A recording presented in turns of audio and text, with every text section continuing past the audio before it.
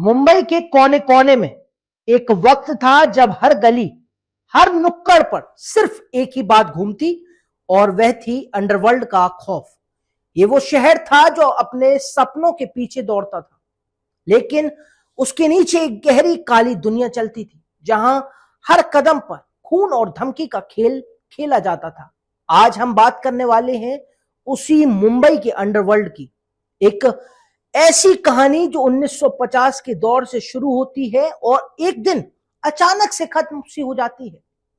ये सिर्फ गुंडों और माफियाओं की कहानी नहीं है, बल्कि एक ऐसे शहर की कहानी है जो अपने अंधेरे से लड़ता रहा और फिर एक नई सुबह की तरफ बढ़ा। सोचो जरा, वो सारे बड़े बड़े क्रिमिनल जो कभी मुंबई के राजा थे, वो सब अचानक कहां गायब हो गए? क्या उनका अंत सच में हो गया, या वो कहीं छुपकर अपने अगले दांव का इंतजार कर रहे हैं?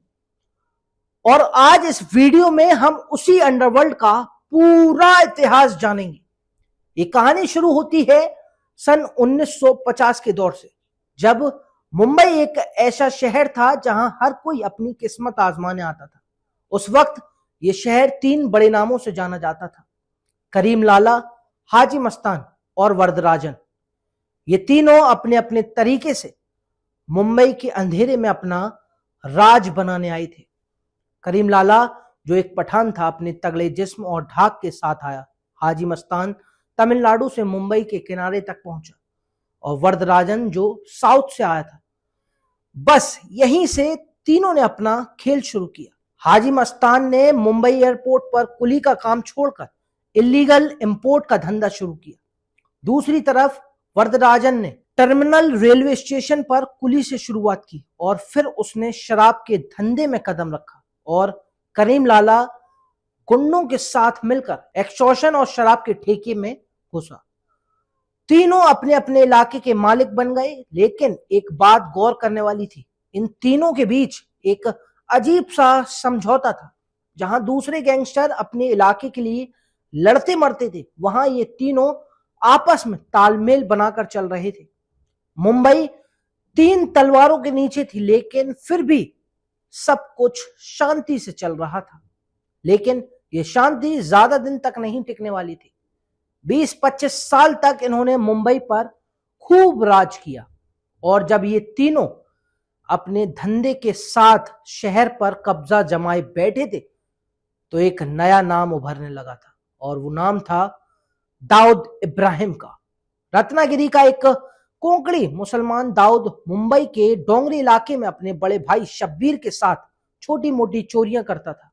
उसके साथ उसके गांव के कुछ दोस्त भी थे, और यहीं से उसने अपना एक गैंग बनाया, जिसे बाद में डी कंपनी कहा गया। शुरुआत में ये लोग छोटी मोटी चोरी चकारी से अपना पेट भरते थे, लेकिन दाऊद के दिमाग में एक बड़ा सपना पल रहा था। वह सोचता था कि मुंबई के 3 बड़े डॉन के बीच अपना राज कैसे बनाया जाए। उसके पास एक ही रास्ता दिखा कि किसी बड़े डॉन को चैलेंज करो और उसके गैंग से लड़ो और अपनी जगह बनाओ। 15 साल की उम्र में दाऊद ने अपना पहला कदम उठाया। उसके 2 आदमियों ने हाजी मस्तान के इलाके में लीगल धंधा शुरू कर दिया, और जैसा कि दाऊद ने सोचा था, हाजी मस्तान को यह बिल्कुल पसंद नहीं आया। लेकिन 19 साल के दाऊद ने एक बात नहीं सोची थी कि हाजी मस्तान अपने दोस्त करीम लाला के पठान गैंग के साथ मिला हुआ था। पठान गैंग ने दाऊद के आदमियों को इतना मारा कि उनकी हड्डियां टूट गईं, और यहीं से शुरू हुआ वो आग का खेल जो आगे चलकर मुंबई के अंडरवर्ल्ड को जलाने वाला था। वर्ष 1974 में दाऊद को एक टिप मिली कि हाजी मस्तान टैक्सी के जरिए 5 लाख रुपए किसी जगह ले जा रहा है। ये दाऊद के लिए एक सुनहरे मौके की तरह था। उसने अपनी डी कंपनी को तैयार किया, टैक्सी पर हमला किया और सारे पैसे लेकर भाग गया। लेकिन यही कहानी में ट्विस्ट आता है, क्योंकि बाद में पता चला कि दाऊद ने जो पैसे लूटे थे, वो पैसे हाजी मस्तान के नहीं थे, बल्कि मेट्रो बैंक के थे। 5 लाख उस वक्त के हिसाब से एक बड़ा अमाउंट हुआ करता था, और ये चोरी पूरे दशक की सबसे बड़ी डकैती बन गई। अगले दिन जब ये खबर दाऊद के कानों तक पहुंची तो उसका गला सूख गया, क्योंकि इस केस की इन्वेस्टिगेशन कोई और नहीं बल्कि उसका बाप इब्राहिम कास्कर कर रहा था, जो मुंबई क्राइम ब्रांच में हेड कांस्टेबल पर। इब्राहिम कास्कर ने तहकीकात के बाद अपने बेटे की हरकत जान ली और दाऊद को घर से उठाकर पुलिस स्टेशन ले आया। वहां उसकी खूब पिटाई हुई, लेकिन फिर एक अजीब सा मोड़ आया। दाऊद को छोड़ दिया गया, पर एक शर्त के साथ कि वह पुलिस के लिए काम करेगा और पठान गैंग के बारे में खबर देगा। यह पुलिस की एक चाल थी, क्योंकि उन्हें पता था कि दाऊद ने यह डकैती सिर्फ पैसों के लिए नहीं बल्कि हाजी मस्तान से बदला लेने के लिए की थी। पुलिस भी समझती थी कि अगर वह बदले के लिए इतना बड़ा रिस्क ले सकता है तो पुलिस के लिए पठान गैंग को खत्म करने में क्यों नहीं मदद करेगा। बस यहीं से दाऊद का दोहरा खेल शुरू हुआ। वो अपने दोस्त इकबाल नैतिक के साथ पुलिस को पठान गैंग की लोकेशन बताता और बदले में पुलिस उसके छोटे मोटे क्राइम्स को नजरअंदाज कर देती। कुछ साल तक यही सिलसिला चलता रहा, लेकिन पुलिस को शायद एहसास ही नहीं था कि वह एक ऐसे सांप को पाल रही थी जो एक दिन उन्हें ही डस लेगा। दाऊद चुपके अपना जाल बुनता रहा और मुंबई पर राज करने का सपना देखने लगा। 1970 के दौर के आखिर तक उसका प्लान रंग लाया। पठान गैंग के कई मेंबर्स पकड़ गए। हाजी मस्तान 18 महीने के लिए जेल में बंद था और करीम लाला और वरदराजन डर के मारे छुप गए। इसी बीच इंदिरा गांधी ने नेशन वाइड इमरजेंसी लगा दी, जिसका फायदा दाऊद को मिला। पठान गैंग बिना लड़ाई के मैदान से बाहर हो गया और दाऊद ने हाजी मस्तान और पठान के सारे लीगल और इलीगल धंधों पर कब्जा कर लिया। देखते ही देखते डी कंपनी उतनी ही ताकतवर हो गई जितना कभी पठान गैंग हुआ करता था। लेकिन अंडरवर्ल्ड में शांति कब तक रहती? गैंगस्टर अपने इलाके के लिए जान दे देते हैं और पठान गैंग चुपचाप ये सब बर्दाश्त करने वाला नहीं था। इमरजेंसी के बाद हाजी मस्तान, करीम लाला और वरदराजन बूढ़े हो चुके थे। उनका जोश ठंडा पड़ गया था, लेकिन करीम लाला का भतीजा समद खान चुप रहने वाला नहीं था। उसने अपने गैंग के साथ एक प्लान बनाया। 1970 के दौर में दाऊद ने पठान गैंग से अपने आदमियों की पिटाई का बदला लिया था। अब समद खान का जवाब देने का वक्त था। उसने अपने गैंग के मेंबर्स शाहिद बदला, आलू उबला, अमीरजादा खान और आलमजेब खान के साथ दाऊद के दोस्त इकबाल नैतिक को तड़पा तड़पा कर मार डाला। लेकिन समद यही न रुका। 1981 में उसने एक नए गैंगस्टर मनिया सुरवे को अपनी गैंग में शामिल किया और दाऊद के बड़े भाई शब्बीर को दिन दहाड़े पेट्रोल पंप पर गोलियों से भून दिया। इस घटना ने दाऊद के अंदर आग लगा दी।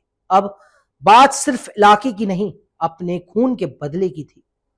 1992 में मनिया सुरवे एक एनकाउंटर में मारा गया, लेकिन दाऊद अब छोटे मोटे कांड से निकलकर एक बड़ा डॉन बनने के रास्ते पर था। दाऊद ने अपना पहला निशाना बनाया अमीरजादा खान को, जो पठान गैंग का एक बड़ा नाम था। उसने वरदराजन मुदलियार के एक काम करने वाले राजन अय्यर यानी बड़ा राजन को अमीरजादा की सुपारी दी।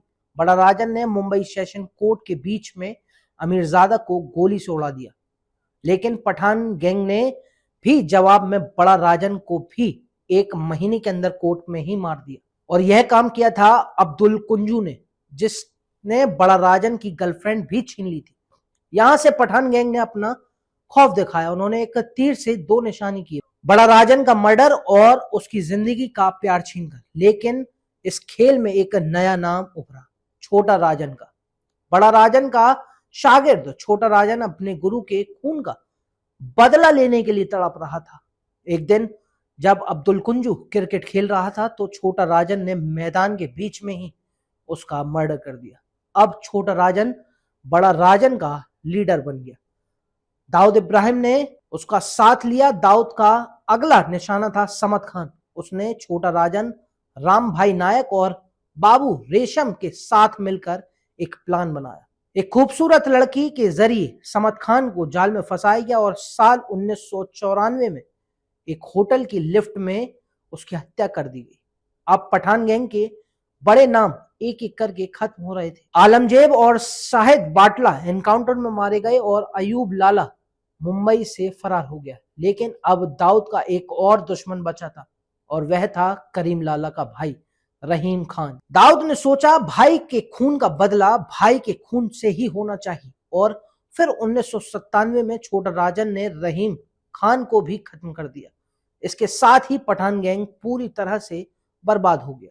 हाजी मस्तान, करीम लाला और वरदराजन मुदलियार पहले से ही ठंडे पड़ चुके थे और अब उनका कोई भी साथी बचा नहीं था। यहीं से शुरू हुआ दाऊद इब्राहिम का दौर। दाऊद मुंबई का एक छत्र मालिक बन गया, लेकिन ये कहानी यहीं खत्म नहीं होती। आगे जाकर दाऊद अपने दोस्त छोटा राजन और अरुण गौली से भी लड़ने वाला था। उसने अपने ही साथियों राम भाई नायक और बाबू रेशम का भी मर्डर करवाया। मुंबई के अंडरवर्ल्ड का यह सफर अभी बाकी था और इसका अंत कैसे हुआ ये हम अगले हिस्से में बताएंगे। ये कहानी इतनी दिलचस्प है कि आप इसे छोड़ नहीं पाएंगे। तो अगले पार्ट का इंतजार करो और तब तक इस कहानी को अपने दोस्तों तक पहुंचाओ।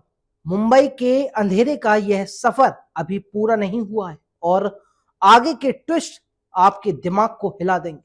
Keep watching, keep learning. धन्यवाद।